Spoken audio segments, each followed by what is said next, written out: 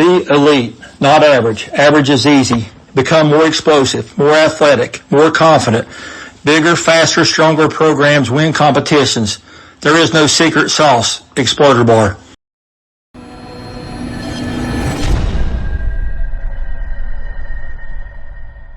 All right, here with Chris Dudley of the Cinco Ranch Cougars. How you doing today, Coach? Doing well, doing well. It's good to be back out here in 7-on-7 season. So it's that time of year. You've seen your kids playing in other sports in the spring. You've seen them in the weight room. You've seen them in spring ball. You've seen them out 7-on-7. How's it going so far? It's been a really good off season. I'm really proud of our progress. Starting back in January with our off-season part of things, and we just tested our kids in the weight room this week and on some speed things, and it's been a continual progression where we're breaking records on that part, and kids are hitting their new maxes. And then the football piece of things, I think that's come together real well this last month, and guys are getting used to their new roles and stepping up, and just getting ready to have we can't wait till August gets here, everyone. All right. Well, normally I ask Coach now who's graduating. I'm not going to do that because that's quite a long list here. But just who is back? You have a few kids back, and then what do you think it's going to look like on the field this fall? Who's going to be taking those roles that those veteran seniors had? Yeah, it'll be a different team, obviously, with 17 starters graduating. We got 21 lettermen back, and a handful of those kids, they saw key time last year, whether they started a handful of games or they were capable backups. On the defensive side, obviously, we feel one of our strengths is at the corner position with Tatum Johnson back, and he'll be a 3-year starter at corner. And then Superior Hill, who started last year as a sophomore, he's back. So we feel real good on the back end of things with those two guys headlining it. On the linebacker part of things, we're breaking in some new kids there, but they're real disciplined, have good athleticism, and they know their role within the defense. And then on the defensive line, we're an active bunch up front. We like to move them and whatnot, and this group's been looking good on that so far. On the offensive side, we'll lean more on our offensive line this year. We'll have one of our bigger offensive lines than we've had in the past few years. Obviously graduated a lot of receivers, and of course Gavin at quarterback. So we'll look a little different on offense, be a little more tight end oriented. We got a big 6'5", 220-pound junior, Kellen Lacronier, and he's something that we can, a good piece to build around with the tight end position and doing some other things with him. And then the quarterback, it's a battle right now. A handful of kids that are duking it out to see who will be the starter at that position. So new look for the Cougars, but we expect to be in the mix as we go into the season. Now, you're in the KD district, the 9 KD ISD schools. You're going to be facing, KD and those same schools that you face all the time. But what do you expect to see from some of those schools on the field this fall? I think it's going to be another really competitive district. We embrace that. That's not something that we run away from. I think it's great in KD ISD to have the teams that we do. Of course, KD, they're on top of the list as they are every year until somebody knocks them off there. And I know Tompkins has several key players back, and Jordan was young last year and did some really good things, so I know they're excited over there, and we're excited as well. And I could go on and on. It would take a little longer, but I think it's a battle every week in 19-6A, and you got to embrace that or it's going to eat you up. Now that's you've been around that school district for your entire career of coaching in Texas.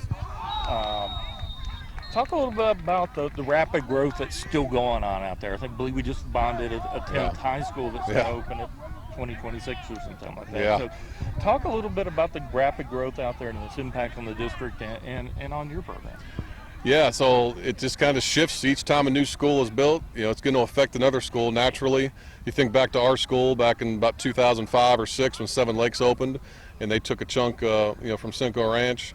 And then, each preceding move, when Tompkins opened, they took some from Seven Lakes. When Jordan opened, they took from Tompkins. You have Peyto that's really rising in enrollment. There'll be about 4,000 kids there, and that new high school will pull largely from them. So, we have great coaching in the area. I think that's a huge part of what the product on the field is, the development of the kids. I know across the board in KD ISD, we all believe in it's not just about practices and games. It's about building up the kids as a person, as a young man, teaching them those character traits. And of course, we're all competitive. We want to win too. So we're just lucky to have a great staff of coaches in the district, and specifically at Cinco. I'm blessed to have just 13 guys that are phenomenal with our kids, and they make my job a lot easier when I trust in them. Now, talk a little bit about, you mentioned the coaching staff. I know you have at least one coach that's a Cinco Ranch graduate. Mm-hmm. What kind of continuity does that give your program? What kind of an impact does someone like Zach Villeflett have on your program? Yeah, Zach, he brings a lot to the table these last couple years, coaching corners, but then also being our special teams coordinator. And we got a pretty diverse special teams package, and he's a huge reason of that. And he does a great job of delegating things within that framework as well to other coaches. And this year he's stepping into the defensive coordinator role as well. And he's just a tremendous coach, and we're blessed to have him here. Challenges the kids, has a real depth of knowledge on the defensive side and the kicking game, and I'm looking forward to seeing what things look like this year on the defensive side with him. And now, you mentioned you've been around the Cinco Ranch program, coaching in high school since 2005. What do you see as the biggest challenge facing high school athletics in Texas right now? Well, I think there's a lot of people that are coming out really against public education, and you hear more and more of it, and that's a little scary at times when you hear those things. And as an association, the Texas high school coaches, we do a phenomenal job of trying to get ahead of that and notifying our representatives to try to protect public schools and make sure that the narrative out there is a positive one as opposed to a negative one. That's the big challenge right now, is you're hearing about school vouchers and school choice, and I think we got to be real careful about that, going forward, and protecting athletic periods and the integrity of that.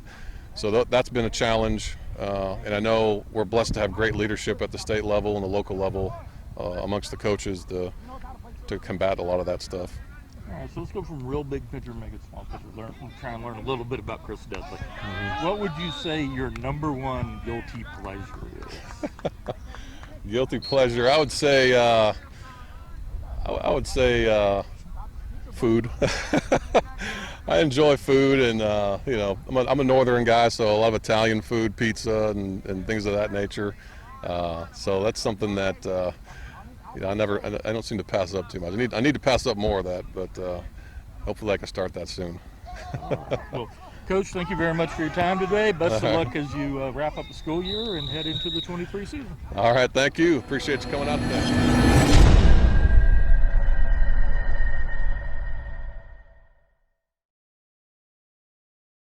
Be elite, not average. Average is easy. Become more explosive, more athletic, more confident. Bigger, faster, stronger programs win competitions. There is no secret sauce. Exploder Bar.